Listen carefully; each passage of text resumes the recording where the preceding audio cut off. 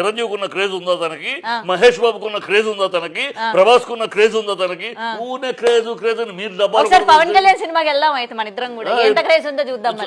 అదే కళ్ళతోటి ప్రభాస్ సినిమాకి వెళ్దాం, మహేష్ సినిమాకి వెళ్దాం. ఆ క్రేజ్ ఈ క్రేజ్ కంపేర్ అదే అంటున్నా. ఇప్పుడు ఈ క్రేజ్ ఏముందని ప్రశ్నించడం వాళ్ళందరికీ కూడా సమాధానం దొరికింది. క్రేజ్ ఉంది, అతను రేంజ్ ఒక రేంజ్. ఊరిని ఎత్తేయకండి ఆకాశానికి. అదేదో అంత స్థానంలో అందరూ మామూలు one of the successful heroes ఇండస్ట్రీలో ఆ 10 మందిలో ఒకడు. అంతేగాని మొదటోడు కాదు, రెండోడు కాదు, మూడోడు కాదు, నాలుగోడు కాదు. అతని బిజినెస్ రామ్ చరణ్ కన్నా ఎక్కువ బిజినెస్ కాదు, మహేష్ బాబు కన్నా బిజినెస్ ఎక్కువ కాదు, ప్రభాస్ కన్నా పాన్ ఇండియా కాదు. ఇంకా అతను పాన్ ఇండియా స్టారే అవలా. ఈ సినిమాతో ఏమైనా అవుతాడు? ఎంతవరకు రీజనల్ సినిమాలు. ఆయన సినిమా బెంగళూరులో ఆడదు, ఆయన సినిమా కేరళలో ఆడదు, ఆయన సినిమా తమిళనాడులో ఆడదు, ఆంధ్ర దాటితే ఆడదు.